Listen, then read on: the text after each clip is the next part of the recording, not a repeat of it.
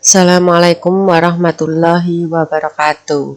Selamat pagi anak-anak, selamat beraktivitas dan memulai setiap aktivitas kalian hari ini. Ustazah pesankan untuk selalu menjaga kesehatan dan rajin belajar. Anak-anak, kita bertemu kembali pada pembelajaran tematik hari ini. Kita akan mempelajari tema 5, subtema 3, dan pembelajaran yang keempat. Pada pembelajaran hari ini, ada 2 pokok bahasan yang akan kita bahas. Yang pertama adalah menjelaskan pengaruh letak geografis Indonesia terhadap kehidupan ekonomi masyarakat. Yang kedua adalah menjelaskan nilai penting persatuan dan kesatuan masyarakat yang berbeda latar belakang ekonomi. Baik, kita masuk ke bahasan yang pertama. Ini ada sebuah poster, perhatikan, Indonesia hebat. Di sini poster ini menjelaskan bahwa bangsa Indonesia memang harus berbangga dengan prestasi yang dimiliki dan yang telah dicapai selama ini.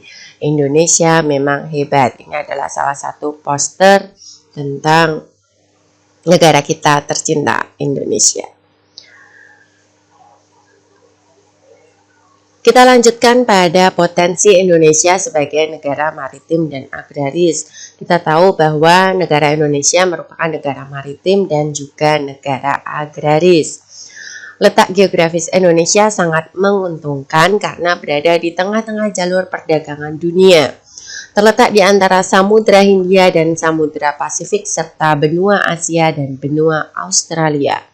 Sejak dahulu kala Indonesia tidak pernah sepi, khususnya oleh kapal-kapal yang membawa komoditas perdagangan dari satu negara ke negara lain.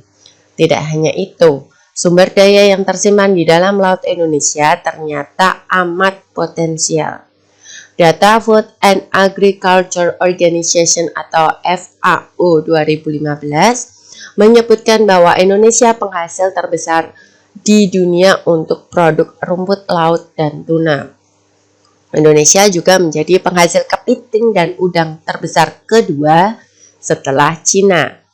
Beragam produk unggulan perikanan tersebut tersebar di seluruh wilayah Nusantara.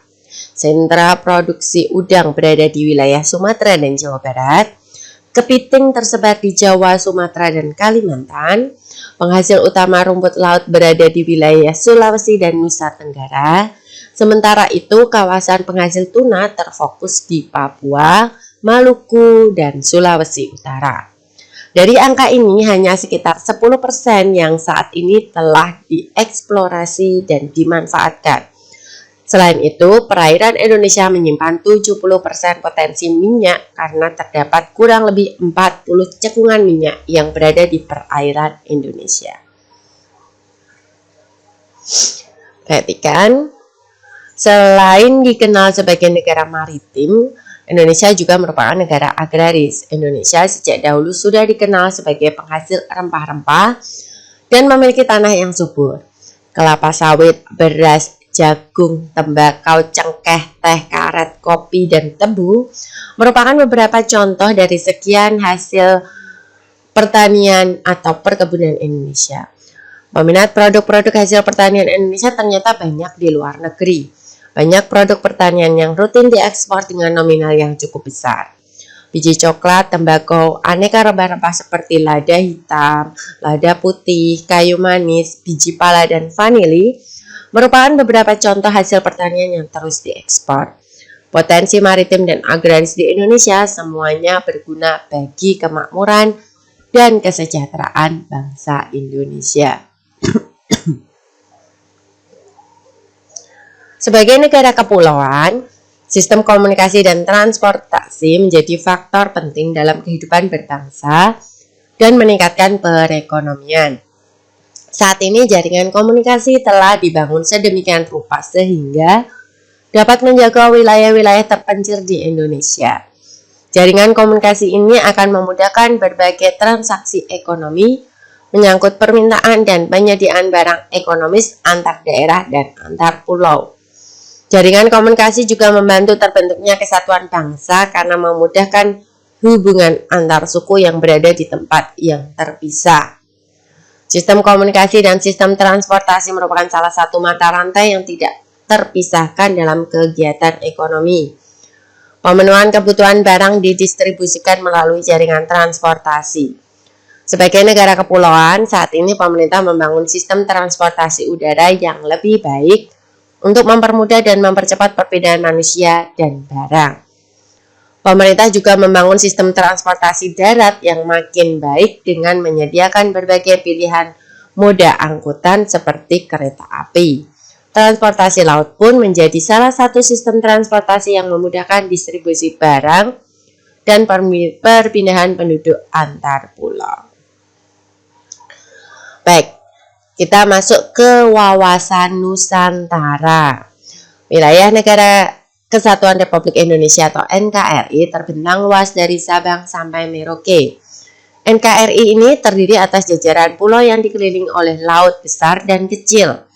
Wilayah Indonesia merupakan paduan tunggal antara darat, laut, dan udara beserta seluruh kekayaan alamnya. Keadaan ini disampaikan oleh bangsa Indonesia kepada forum internasional dalam bentuk deklarasi Juanda pada tanggal 13 Desember 1957. Deklarasi tersebut berisi penegasan bahwa seluruh kepulauan, perairan, dan udara di atasnya yang mengelilingi dan berada di antara pulau-pulau Indonesia merupakan satu kesatuan wilayah yang tak dapat dipisah-pisahkan dan merupakan negara Nusantara. Pemahaman tentang keberadaan Nusantara beserta dengan segala isinya dianggap penting oleh negara untuk menjaga kesatuan bangsa. Oleh karenanya, ketetapan MPR tahun 93 dan 98 tentang garis-garis besar haluan negara atau GBHN mengenalkan konsep cara pandang nasional yang dikenal dengan wawasan Nusantara. Wawasan Nusantara atau Wasantara merupakan wawasan nasional yang bersumber pada Pancasila dan berdasarkan Undang-Undang Dasar 1945. Wawasan Nusantara adalah cara pandang dan sikap bangsa Indonesia mengenai diri dan lingkungannya dengan mengutamakan persatuan dan kesatuan bangsa serta kesatuan wilayah dalam menyelenggarakan kehidupan bermasyarakat, berbangsa, dan bernegara untuk mencapai tujuan nasional. Wawasan Nusantara ini dapat menumbuhkan dan mempererat rasa kesatuan, persatuan, dan senasib sepenanggungan kepada seluruh rakyat Indonesia. Dalam pelaksanaannya, wawasan Nusantara ini mengutamakan kesatuan wilayah dan menghargai kebinekaan atau keragaman untuk mencapai tujuan nasional. Dalam membangun nasional, wawasan Nusantara mencakup perwujudan Kepulauan Nusantara sebagai satu kesatuan politik, sosial, budaya, ekonomi, serta pertahanan dan keamanan. Dalam kesatuan ekonomi, wawasan Nusantara mencakup hal-hal berikut. Yang pertama adalah semua kekayaan yang terdapat di wilayah Nusantara merupakan modal dan milik bersama bangsa. Kebutuhan untuk keperluan hidup sehari-hari harus tersedia merata di seluruh wilayah tanah air. 2.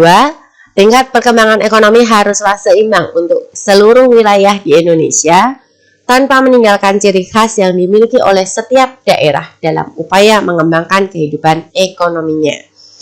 Ketiga, kehidupan perekonomian di seluruh wilayah Nusantara merupakan satu kesatuan ekonomi yang diselenggarakan sebagai usaha bersama atas asas kekeluargaan dan ditujukan bagi sebesar-besarnya kemakmuran rakyat. Tugas untuk hari ini, perhatikan. Carilah sebuah poster dari koran atau majalah yang bertemakan ajakan untuk meningkatkan persatuan dan kesatuan bangsa. Kemudian potong dan tempelkan di buku tulismu. Amatilah poster tersebut dan tuliskan pesan yang kamu tangkap dari poster tersebut. Poster ini bisa kalian cari di koran, majalah, atau internet. Silahkan yang menurut kalian paling mudah, silahkan kalian cari di situ. Baik, kita masuk ke ayo renungkan. Kegiatan apa yang dapat kamu lakukan untuk meningkatkan persatuan dan kesatuan di antara teman-temanmu yang memiliki perbedaan latar belakang ekonomi? Hal menarik apa yang kamu dapatkan dari keragaman ekonomi masyarakat di sekitarmu? Baik, anak-anak, kita sampai pada akhir pembelajaran hari ini. Semoga apa yang Ustazah sampaikan bermanfaat. Bertemu kembali dengan Ustazah pada pembelajaran selanjutnya. Assalamualaikum warahmatullahi wabarakatuh.